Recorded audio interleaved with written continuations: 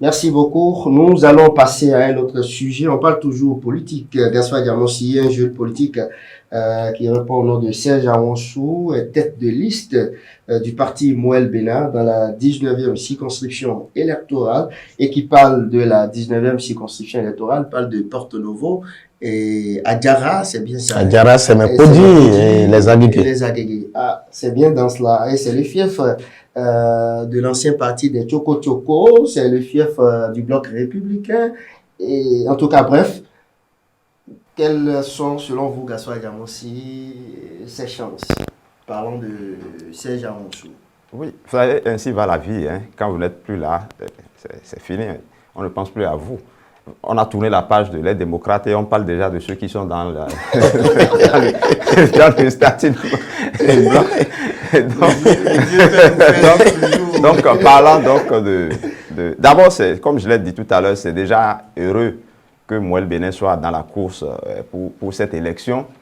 Et particulièrement dans la 19e circonscription, je crois que Serge Awonsou, qui est un jeune acteur assez dynamique, qui a son réseau, qui travaille depuis des lustres, je crois qu'il a cette fois-ci l'opportunité de prouver qu'il a la maîtrise du terrain et quelles sont ses chances. Je crois que ses chances sont les chances de tous ceux qui aspirent, n'est-ce pas, à aller à une élection. Personne ne va à une guerre en se disant qu'il perdra la guerre. Et c'est vrai qu'il fera face à quand même des dinosaures politiques comme Sofiat Tchanou ou comme, disons, comme l'UP Le Renouveau avec Jean-Claude Akpiti et autres.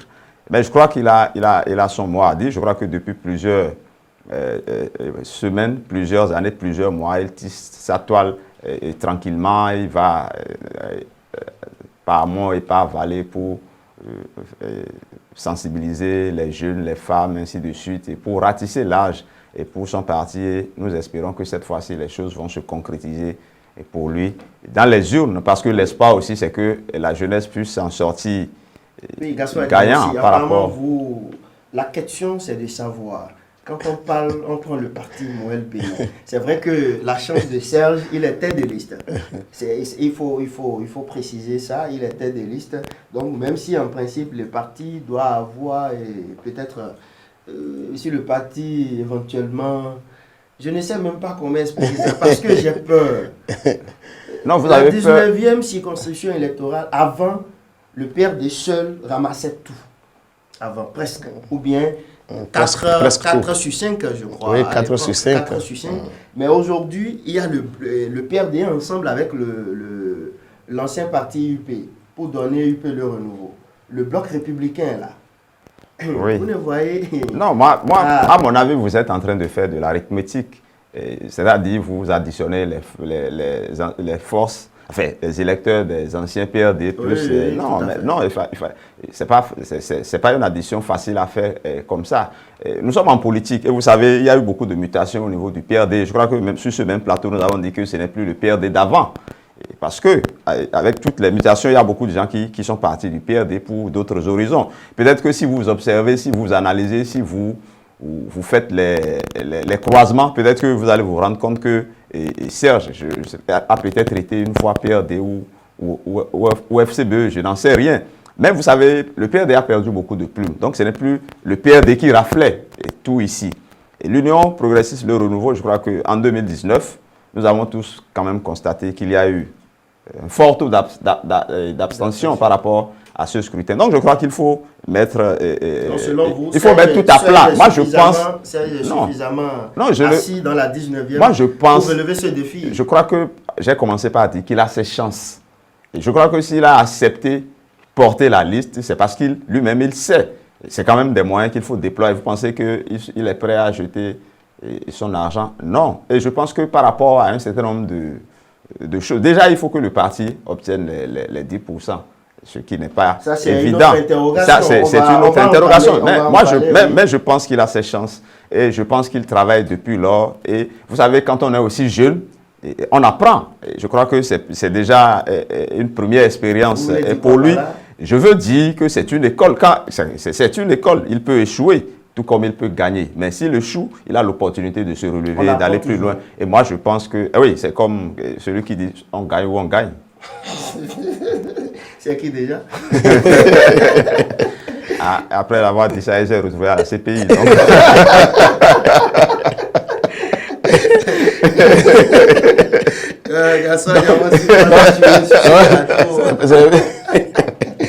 Achille Lusso, votre ancien collègue Serge Aronson. Non, mais c'est un grand frère même. C'est un grand frère que j'ai connu. Très courageux. Oui, je l'ai connu déjà à l'école, très dynamique. Il a cette facilité à mobiliser autour de lui des jeunes, à accompagner la jeunesse. Et cela est un point très fort qu'il faut mettre à son actif. D'ailleurs, n'est pas coordonnateur et communal ou départemental qui veut. Je crois que c'est un mérite qui a amené le président du parti, Mouel Bénin, Jacques Ayadi, à lui faire confiance jusque-là. Ça veut dire qu'il n'a pas démérité. Et si il a été désigné pour porter la liste dans la 19e, dont on sait que c'est l'une des circonscriptions électorales les plus difficiles, c'est parce que certainement le président du parti sait qu'il a le réseau suffisant pour faire le travail. L'un dans l'autre, il faut quand même dire que le PRD dont vous parlez, le PRD que vous prenez pour faire peur aux autres candidats, n'est plus le PRD qui a cette possibilité de rafler, puisque c'est ce PRD qui a déjà fait l'expérience d'une élection et qui nous a montré que de 25%, il n'a pas pu réunir 10%, n'est-ce pas? C'est ce PRD-là. Ça veut dire quoi? Face à ce PRD désormais, il y a match. Il y a match, et donc on peut oser aller donc faire le combat. Et donc je crois que chacun a ses chances intactes. Serge Aronson peut bel et bien arriver avec son réseau de jeunes. Vous avez parlé donc de ce positionnement, il est tête de liste. Il y a sa jeunesse aussi qui est un grand atout, parce que cette liste que vous prenez pour faire peur, quand vous faites un peu attention, vous constatez que c'est une liste qui souffre en matière de jeunesse. Donc je crois quand même que c'est des arguments, c'est des armes qu'on peut retourner contre eux. Et ça peut quand même permettre aussi de mobiliser la jeunesse dont on dit qu'elle est le fer de lance. On en parlait tout à l'heure. La 19e circonscription électorale, on connaît le nombre de pourcentages. Là, il va falloir que tous les autres membres du parti Mouel Bénin, ces candidats, travaillent suffisamment. Non, c'est ce que tout à fait. C'est un travail d'équipe. Voilà, c'est un travail d'équipe, exactement. Donc, et voilà. Mais la 19e ne permet pas de valider la liste Mouel Bénin au plan national, parce qu'il faut passer la barre des 10%. Vous dites tout sans parler du président du parti aussi qui a l'ambition de siéger à l'Assemblée nationale. Donc il a intérêt aussi à se battre et à travailler comme il faut. Il faut aussi dire que Jacques Ayadi est populaire dans son village là-bas.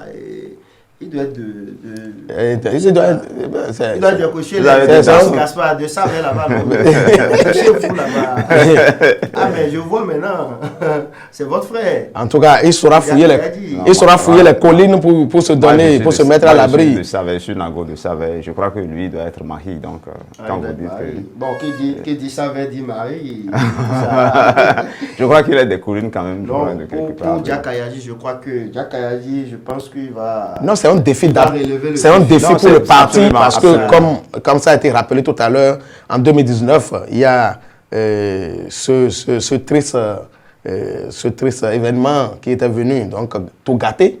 Aujourd'hui, le parti Mouel Bénin veut montrer qu'il a les capacités, il a les reins solides pour résister par lui-même, parce qu'on a tout fait pour qu'il rejoigne l'un ou l'autre bloc. Il a résisté. Je crois que la résistance... Parce que je suis assez ironiste tellement que... Non, mais est-ce que j'ironise?